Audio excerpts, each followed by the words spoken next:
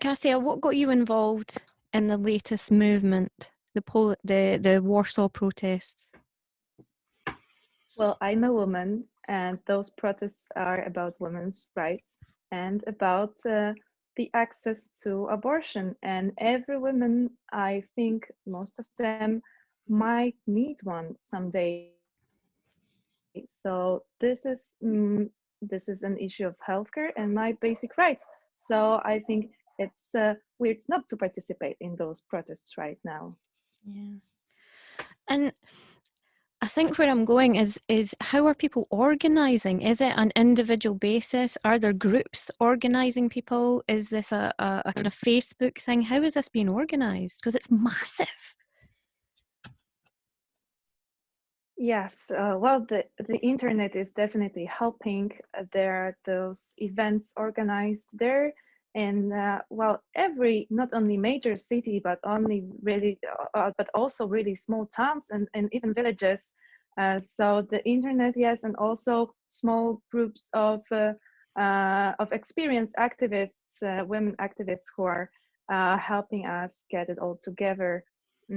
But it's really not well, it's not organized from above. It's more, I don't know, grassrooted. Is this the right expression? I'm not sure. Yeah. What we tend to see over here is this you have a kind of grassroots movement of activists, and then you have a Catholic religious movement. Now, I want to know: is it that, or are there religious women involved in this who also are fighting for this, or do you not see that? I'm sure there are many women and people engaged in the protest that are also Catholic or maybe just believers in their own way. I don't think it has to exclude people of faith, and I think they just don't agree with what the Catholic Church and its rulers are saying right now, and I think they just listen to their hearts and their consciousness, not what the priests are saying. Okay. I actually talked to a Polish resident of Brighton quite recently about the LGBT protests. And he said that the government is using the people of the church. They're using women. They were using LGBT people to get votes. Do you think they're using women's rights and abortion law to get votes? Yeah, well, the ruling party only really has one strategy, and it's to make up something for people to be scared about. And it's either immigrants, even though we didn't allow any in our country, or the LGBT ideology, or the so-called gender and ideology, they call it, and the abortionists and groups and LGBT people and groups like that. And I think it works well for their electorates, but I don't think it's gonna work this time with this abortion issue. You know, I think you might be right. Okay, can you do you know, I read the New York Times, and the New York Times has said that they think this is a revolution. They think this is more than the sum of its parts. This is a revolution for the people of Poland. What do you think of that? I think it's definitely a revolution. I think this is something unprecedented. The massive scale of the protests, how common it is right now amongst young people to rebel against the government and to reject the conservative values that were forced fed to us from the very very young age. And I really hope something will come up from this. Maybe if not in my generation, that I certainly believe that the next generation it's gonna change a lot in this country. It's excellent. I really hope you are right. Right. Can you tell me about the night when you were, were you kettled? Do you know what kettle is? Well, I was tear gassed. I'm not sure what kettle is. Kettle means that the police surround you. It's happened to me before. They surround you and Oh, they won't let yes, you out. this, yes, Mhm. this is exactly what happened. We were so surprised actually because the previous protests that were a lot bigger, they were very peaceful and the police was okay. But something changed, and some journalists believe that it's Kaczynski himself that ordered the police to use more force to demotivate us, to scare us, to basically bully us. And there were a lot fewer of us than at the previous time. So I think that there were 3 times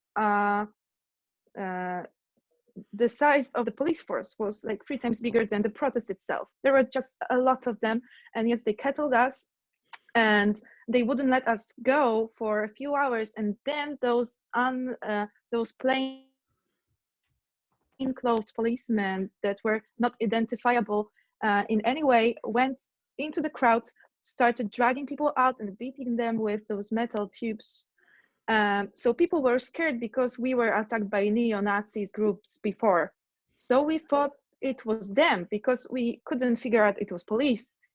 So we thought it was neo-Nazis, and we started to panic a little bit. So we were trying to shout, "Let us go home," and we tried to go through the police cordon, and that's when they used tear gas on us. And I got it in my eye, and I couldn't see for like half an hour, and um, the medics were there, so they helped me, and some people also helped me escape through a fence because the police were still not letting people out. They said they're gonna let us out after they see all of our IDs, but there were like 1,000 people inside, so it would took forever. And also they just wouldn't tell us when they're gonna let us out. And I was in a pretty bad shape, so some local residents opened their gates and bring out ladders to help us jump through a fence and escape and not be cut by police. So that's how I get out of there, and got safely home. Oh, good, good. How are you feeling now?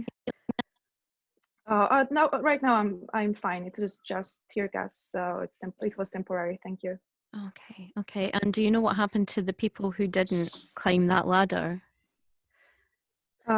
They were eventually let go, but it took a while, and some of them they wouldn't go, so they were beaten up, and also some of them were arrested. Okay, okay. Kasia, I mean, the abortion, Poland has some of the most repressive abortion laws. Is this fight to open that up beyond this, we're taking one of these away? Will this fight be to open up abortion to get in line with the rest of the EU, really?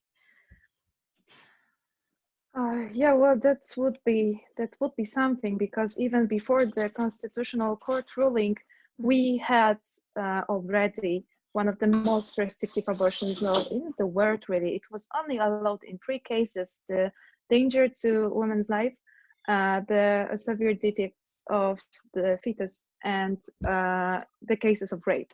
So now the constitutional ruling ruled that it's unconstitutional to allow abortions in cases of severe fetal defects.